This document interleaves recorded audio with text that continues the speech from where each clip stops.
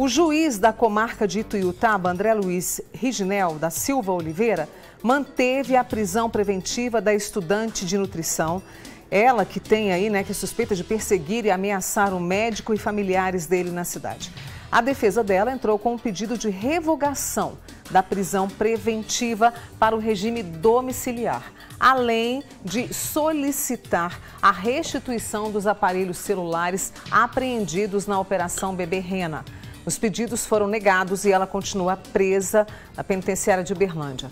Para negar os pedidos, o magistrado justificou que a ré já havia descumprido medidas cautelares após ser presa anteriormente. Inclusive, continuava cometendo o crime de stalking contra as vítimas. Então, essa é a notícia atualizada que nós temos a respeito desse caso, que repercutiu no Brasil inteiro.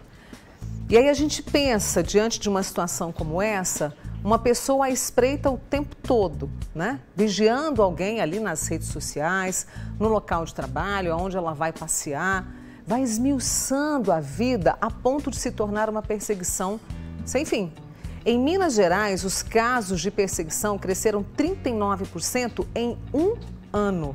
Isso é crime, está na lei. E aí nós convidamos a advogada criminalista, a doutora Bruna Ferreira, para conversar com a gente. Por isso, Bruna, mais uma vez eu te agradeço ter aceitado o nosso convite, viu? Muito obrigada, Mônica, e bom dia a todos os telespectadores. Tem dúvida? Pode fazer sua pergunta também, tá? Vamos começar, porque é um crime previsto por lei desde 2021. O que é o crime de stalking? Stalking é perseguir. Então, o primeiro ponto que a gente tem que entender que é perseguição. E essa perseguição não é uma coisa aleatória. Fiz hoje e depois de um ano eu faço outra. O stalking é perseguir de forma reiterada, causando ali o cerceamento de locomoção mesmo da pessoa e mexendo ali com a questão tanto psicológica quanto física também. Então, eu acho que sempre a palavra-chave para o stalking é a perseguição de forma reiterada. Então, lembrando que pessoas que têm esse comportamento de stalkear, sempre vai fazer atitudes reiteradas. Então, vai ter uma habitualidade. Uma constância, uma constância, exatamente. E aí, no caso, é só para rede social ou não?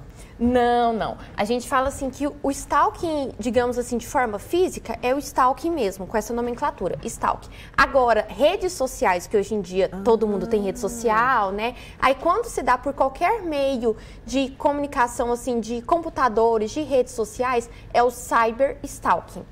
Então tem esses dois caminhos. E os dois podem acontecer juntos? Sim, podem acontecer juntos, Porque o que acontece? Eu acho que as pessoas elas têm que estar sempre atentas aos sinais. Então, quais são os sinais de uma pessoa que já tem esse comportamento? É mandar mensagens de forma reiterada, via WhatsApp, via rede social, e-mails, manda e-mails. E aí você já sempre fala, a vítima sempre fala, olha, eu não tenho interesse, Poderia parar de me mandar essas mensagens? Mas esse não acaba e sempre envia mais mensagens. Então, aparece na porta do trabalho com um buquê de flores e você fala, mas eu não quero isso. Mas a gente sempre tem que lembrar que é isso, é de forma com constância. Um dia após o outro, a todo momento, como a gente viu nessa situação mais recente, dessa moça que chegou a enviar, se não me engano, mais de 1000 mensagens, Exatamente, porque aí hoje, como a gente está muito na tecnologia e a gente fala de cyberstalking, a gente sempre fala também de perfil fake, porque ali são momentos assim, o autor ali, ele cria uma fantasia na própria cabeça, Então ele cria momentos ali e não cansa, então sempre vai criando um perfil. Então, por exemplo, eu estou sendo vítima do crime de stalking, eu bloqueei aquele perfil, a pessoa vai lá e cria outro. Bloqueei o número de chamada, vai lá e cria outro número. Então tem esse comportamento excessivo mesmo, de forma sempre reiterada. E aí, no caso, você está falando dos sinais. Como é que eu vou provar? Identifiquei. O que eu tenho que fazer? Prints das mensagens? O que eu tenho que fazer para isso? Primeiro ponto é o registro. Então, assim, você está percebendo que já está tendo um comportamento diferente, saiu da normalidade, já tem que ligar um sinal de alerta.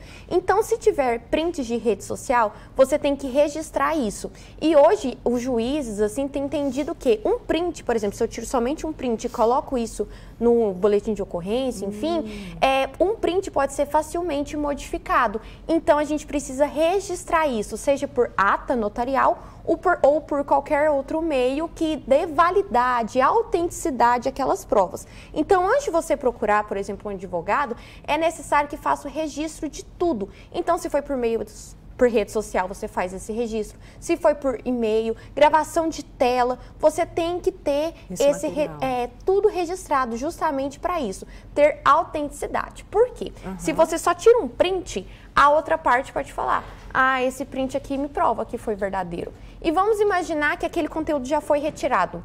Como que você vai provar depois? Então, já registra sempre por meio de ata notarial ou então por outro meio ali que comprove a autenticidade. Então, primeiro ponto, registro. Registrou tudo.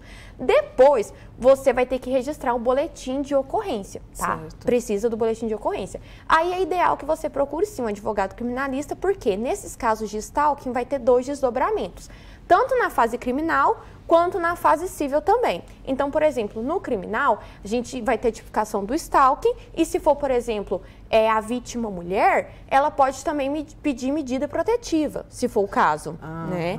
E na área civil... Com a Lei Maria da Penha. Exatamente, com a Lei Maria da Penha. E se for o caso do homem sendo a vítima, pode pedir também questões no sentido de medidas cautelares também, por exemplo, olha, eu quero o distanciamento dessa pessoa. Porque lembrando que para homem, a Lei Maria da Penha não vale, porque a Lei Maria da Penha protege ali mulheres, né, vítimas de gênero feminino ali. Certo. Então, precisa ter esse cuidado. E também perfil fake, só para desmistificar isso, é completamente possível identificar quem é o autor do perfil fake. Aí isso é na área civil, aí pode pedir indenização também, se for o caso e tudo mais. Então é sempre esses 2 desdobramentos. Mas eu sempre bato na tecla aqui. Primeiro, bom registro, tem que ter um acervo probatório interessante, tem que registrar tudo isso e seguir esses 2 caminhos, né? Para verificar aí qual vai ser a melhor estratégia e principalmente verificar quais são as provas. Não dá para você entrar ali, eu acho que é. Não, você tem que ter aquele acervo interessante mesmo. Você falou, nosso tempo está quase terminando, você falou sobre ata notarial. O que é isso? Ata notarial é o momento que a pessoa ali vai no cartório e aí registra no cartório, né? Entendi. O tabelionato lá de notas vai falar assim, olha, realmente esse material é válido. Então vai ter a assinatura dele lá, comprovando a boa-fé, a autenticidade daquele material. E a lei prevê prisão. Qual é a pena? A prisão. O crime de stalking é até 2 anos, né? Até 2 anos. Até 2 anos. Então, assim, é interessante que realmente tenha esse cuidado ali em registrar todas as provas e verificar também qual que é o cenário, né? Porque acaba que o crime de stalking pode ser que não seja somente o stalking. Pode ter stalking e extorsão, aí as penas vai aumentando ali conforme cada caso concreto. E aí a gente tem essa prisão que foi feita e o pedido de liberdade negado. O que acontece agora, né? A gente está com esse caso, mas aí no caso a pessoa vai a julgamento. Como é que é isso, Bruna? Então, nesse caso aqui específico, toda vez que acontece um crime, né, que o Estado fica sabendo do crime, vai acontecer a investigação e aí, como a pessoa já está presa, vai ficar a cargo da justiça ali de analisar se vai ter outros pedidos ali de liberdade instaurados ou então se realmente vai continuar preso, enfim. E aí depois vem o julgamento. O julgamento é o momento que o juiz vai condenar ou vai absolver. Aí vai depender ali de toda a situação do caso em concreto. Você falou de medidas cautelares, né, desse recurso que a gente tem da justiça. E se a pessoa não mantém a distância, eu posso chamar a polícia? Ou seja, vi que ela está ali a poucos metros do meu trabalho, da minha academia, da minha casa. Eu posso e devo chamar a polícia? Como é que funciona isso, Bruna? Sim, tem que chamar a polícia, registrar boletim de ocorrência, porque isso é uma violação. E quando a pessoa viola isso, cabe a prisão. Então, é necessário sempre registrar, não somente nessas situações, mas também no caso de Maria da Penha ali, que tem a medida protetiva e a pessoa não está obedecendo. Então, toda vez que eu tenho uma decisão da justiça e eu não estou obedecendo essa decisão, eu tenho que chamar a polícia para tomar aí as medidas cabíveis. É informação com qualidade, com a ajuda da advogada criminalista, a Bruna Ferreira, que trouxe pra gente sobre o crime de stalking, né? Os caminhos que a gente tem que tomar. Então, multiplique essa informação aí também para quem você conhece e que está passando por isso, né? Porque você viu como cresceu? 39% em um ano em Minas Gerais, né? Exatamente. Um dos motivos, assim, desse número elevado é justamente com o avanço da tecnologia também. Então, ao mesmo tempo que a tecnologia ela é muito viável, ela também é. Então, você também tem que saber administrar tudo isso, né? E não ter aquele senso, aquele pensamento de que por estar na rede social não vai ter punição. Exatamente. Ou eu não vai conseguir me localizar, né? Essa é a Bruna Ferreira.